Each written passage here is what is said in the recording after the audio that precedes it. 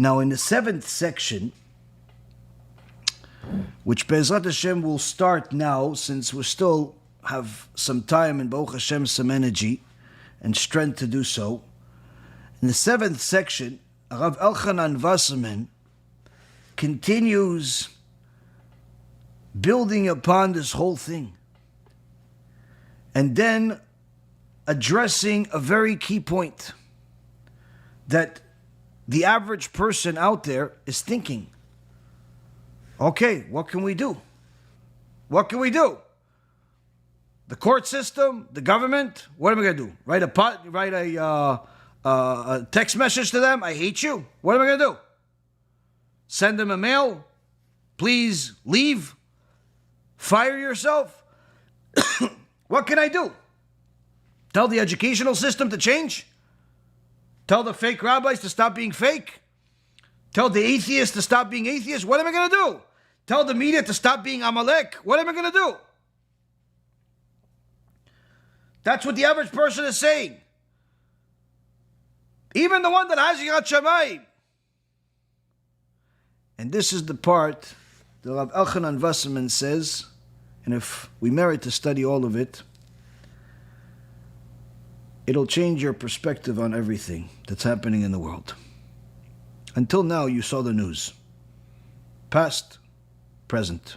Here, you'll see the past as well as the future. What can we possibly do in such a horrific situation that we have?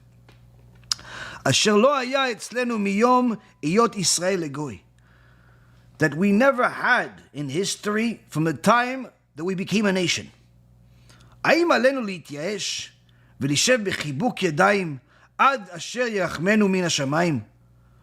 Is it for us to just simply give up and just sit with our hands folded until there's mercy coming to us from heaven? Chalila la'alot ken al hadat. God forbid that you would think such a thing. Ubeshem HaGaon Baal Nefesh HaChaim, Zichrono Livracha, in the name of the writer of the book called Nefesh HaChaim. This is Rabbi Chaim Volozhin, the Talmid of the Gaon Mivilna. He says the following: Omrim al siyum HaMishnah besof Masechet Sotah, that at the end of the Mishnah in Masechet Sotah, it says, the last sentence, and who do we have to rely on? There's nothing we can rely on other than relying on our Father in heaven. Asher HaMishnah sham modi'a otanu et haklalot asher tochana beikva demeshicha. He says this Mishnah is telling us about all of the curses that will happen at the time, at the era of Mashiach. This is what it's saying here. It's talking about how there's going to be a inflation, hyperinflation. Is going to be insolence is going to increase. The price of wine, of fruits, vegetables, everything is going to be sky high. The government will turn into heresy. No one's going to want to rebuke anymore, tell people the truth. There's going to be immorality and harlotry, even inside the meeting places, government, places that people gather. In Amavin Yavin, there's going to be harlotry there. The Galilee will be destroyed, which, as a side note, the Hezbollah has already publicly stated that once the war starts between Israel and Hezbollah, they're going to conquer, they're going to take over. They have a plan exactly of how to destroy the Galilee and take over. This is literally a prophecy. I don't think that the Hezbollah read the Gemara in Masechet Sotah or the prophecy of the Jewish prophets of what's going to happen. But the plan for Hezbollah is to take over the Galilee. This is the reason why we're doing a big learning event, Be'ezrat Hashem, in the next month and a half in that area to Be'ezrat Hashem protect the area, which we'll talk about perhaps maybe next week. But one of the prophecies, the Galilee will be destroyed. The Galilee will be destroyed, Rabotai. Now, Bezat Hashem, once Mashiach comes, yes, the Galilee will be destroyed, but only the section where the enemies are. There's a section over there that the enemies live there. That, we're more than happy for it to be destroyed. Then the prophecy continues in the Gemara. The people who dwell on the borders will wander about from town to town. Palestinians going in, out, doing whatever wants. Hamas, tunnels, while Bibi Netanyahu is convincing the whole world that they should stop Iran from building a nuclear weapon, the enemy within builds a whole city of tunnels under Israel. Years he's talking about a country that's far away, while there's literally the terrorists inside the country. Terrorists inside the country are building a city, tunnels inside the country. The wisdom of Torah scholars will decay. Those who have Yirat Shamayim, those who fear Hashem, will be despised by people. The truth will be absent. No one's going to say the truth. People are going to tell you that God needs you and that everyone's going to heaven. There's no Gehenom and all types of other nonsense that people say. Lies everywhere. The youth will blanch out the face of the elders. People, young kids are going to disrespect the elders. Unfortunately, all of this is news. All of this is news of today. It's not something that people are going to disrespect their parents. Parents tell their kids to do something. Kids are just going to say, no, I don't want to do it. This is against the Torah. But this generation doesn't care. The elders will stand in the presence of minors. Obviously, throughout all of history, if a kid has got the seat on the bus and an elder walks on the bus, immediately the young kid gets up and gives the chair to the elder. Today, the kids tell the elders to get up. Give me the chair, old man, before I punch you. L'shaim. The son will deride the father. The daughter rises against her mother, and a daughter-in-law against her mother-in-law. Complete disregard, complete disrespect between the young and the old, children and parents. Just today I was telling somebody, listen, you have a shidduch. She's looking to marry you, not your mom. You don't need her to fall in love with your mom in order for you to marry her. She just needs to respect her. That's it. But if she doesn't really like your mom, or at least she respects her, you can still marry her. But if she disrespects your mom, then obviously that's a problem. But don't think for a moment that she has to love your mom in order for you to marry her. Why? Because it's literally, in our generation, you're lucky if she doesn't curse her out. This is what's happening today, Rabotai. The face of the generation is the face of a dog. It says Rav Elchanan Wasserman. The face of the generation is the face of the dog, is referring to the leaders, where throughout all of history, the Jewish leaders would tell people where to go. They would tell the community where to go. He says the rabbis would tell people what to do, how to do it. He says in the generation before Mashiach, the rabbis will be scared of the community. And before they tell them where to go, they'll ask them, where do you want to go? Like a dog, turning around to its owner to asking him where to go. The son will not be abashed to be in the presence of his father. Kids will do their business, their private business in front of their fathers without any shame. And upon what then can we lean on? Upon our Father in heaven. Meaning we'll get to a point where there's nothing we can rely on other than our Father in heaven. So the pshat that everyone understood until now is going to be so hopeless that you're not going to have leaders, you're not going to have government leaders, religious leaders, financial, everything is going to be in shambles before Mashiach comes. And pretty much everyone's going to say, okay, Hashem, help me. The chidush of all chidushim that Rav Elchanan Wasserman brings in the name of Rabbi Chaim Volozhin is as follows. He says the Mishnah here is telling us that what can we rely on? We can't rely on anything other than our Father in heaven. It says, what is this Mishnah teaching us?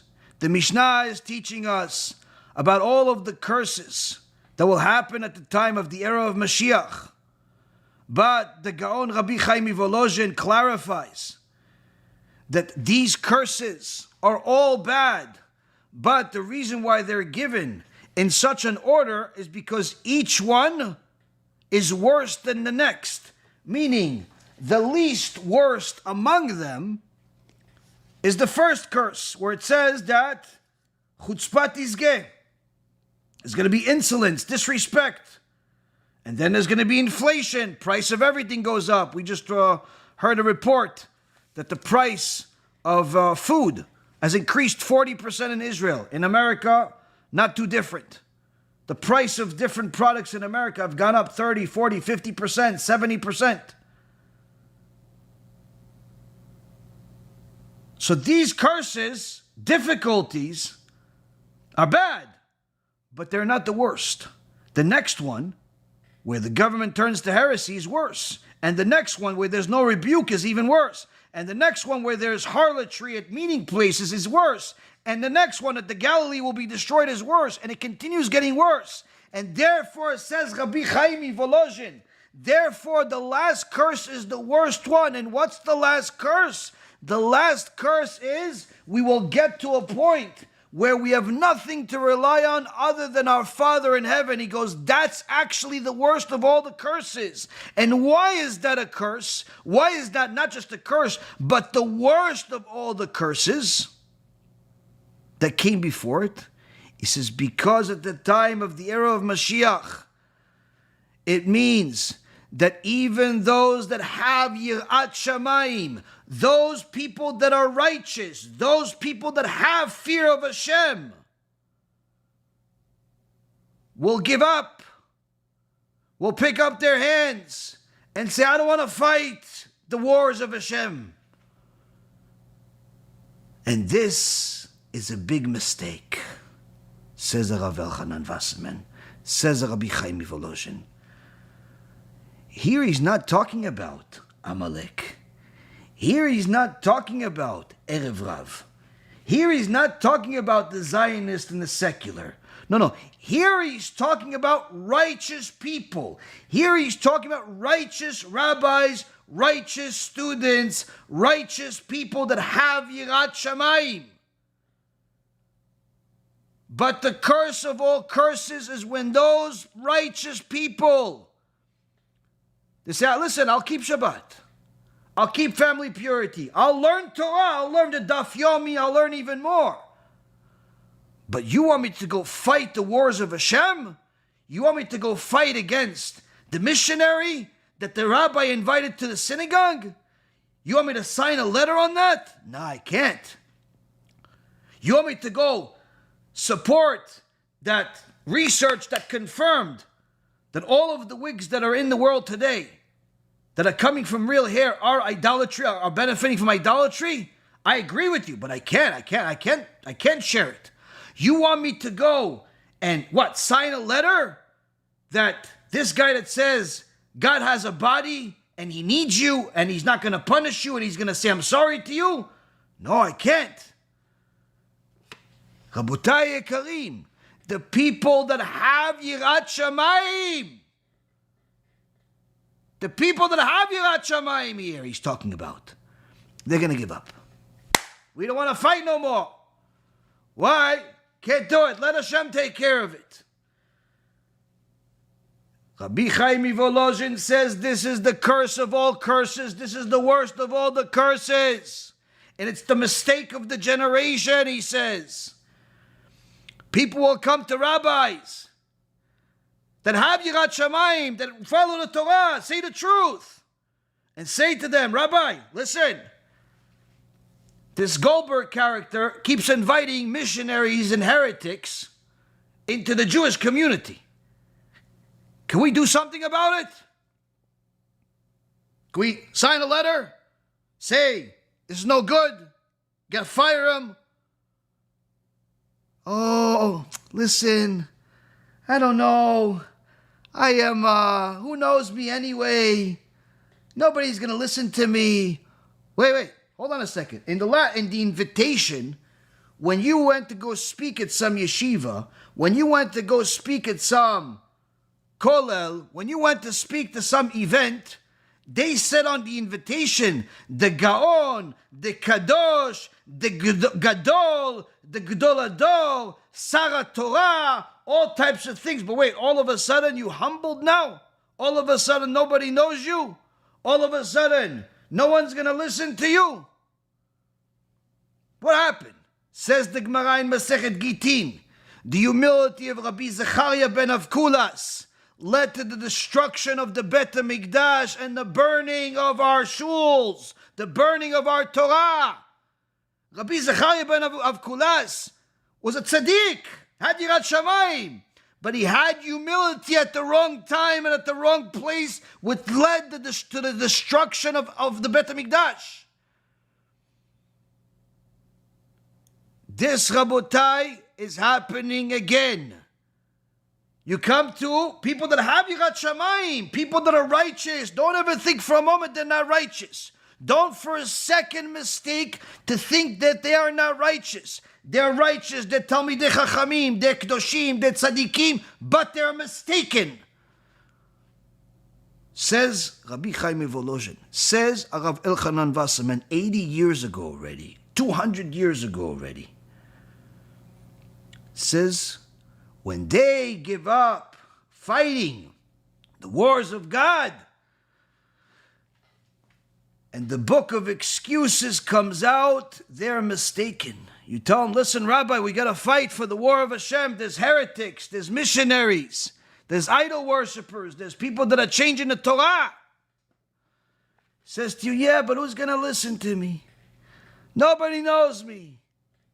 Or, nah, come on. What's the purpose? What's the purpose of this war? What's the purpose? Let Hashem take care of it.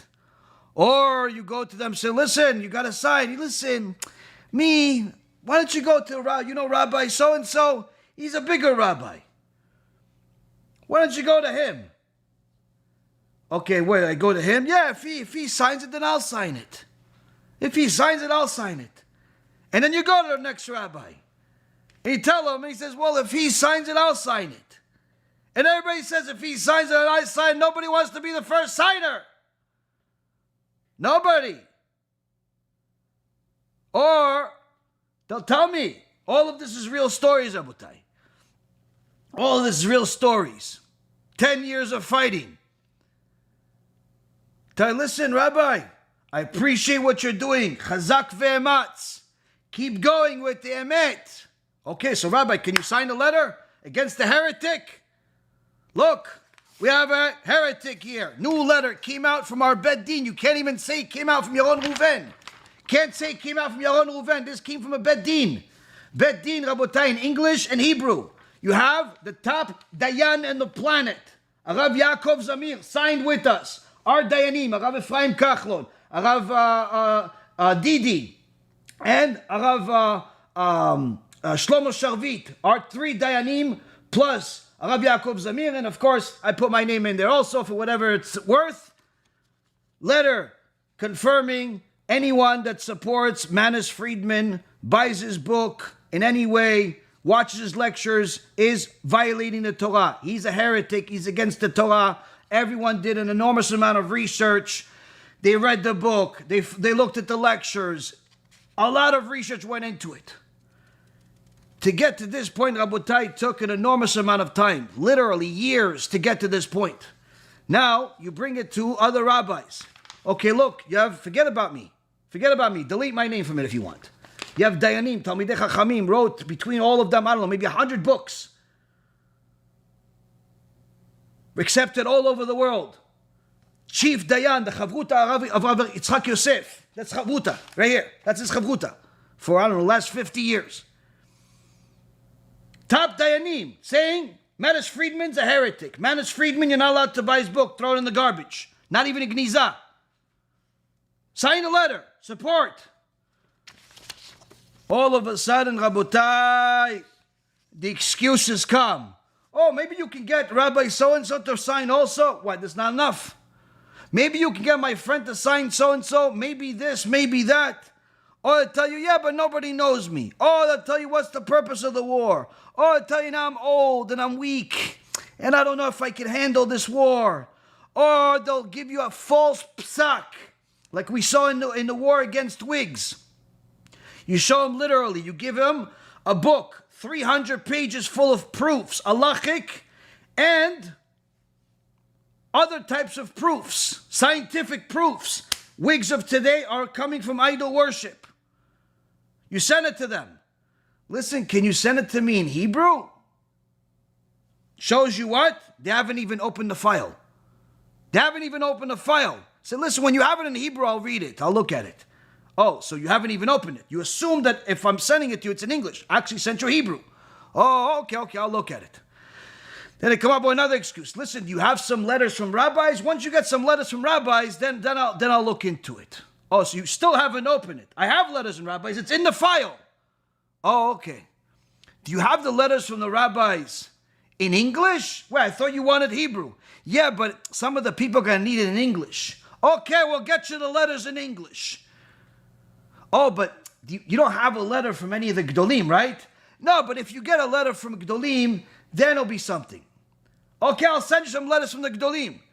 Wait, but it can't just be any Gadol. It has to be a Gadol that we accept. So if you get us a letter from Rav Sternbach, then we'll look at it. I already have a letter from Rav Sternbach. I have a meeting that we did and everything that we have. Oh, you have that? They're running out of excuses. And then they'll tell you, listen, but there's a local rabbi. Nobody on planet Earth heard from him or about him other than the people that live in his community. But he wrote some psak halacha that apparently allows idol worship and the benefit because he doesn't believe that the idol worshippers know anything about their own idolatry. He believes he knows more about their idol worship than they do. Literally, and you're thinking to yourself, wait, so you've run out of excuses, you've invented a new one, and this is what you're relying on? Rabotai Karim, writing false psak halacha has become standard just to allow people to continue ignoring the wars. And people come and they say, listen, Rabbi, I appreciate everything you're doing. Okay, you appreciate, write a letter. You appreciate, make a video. Yeah, but then people are going to think I'm fanatic. Then people are going to think that, I'm against them. And this, Rabotai, is what Rav Elchanan Wasserman says. This is the curse of all curses. This is the curse of all curses.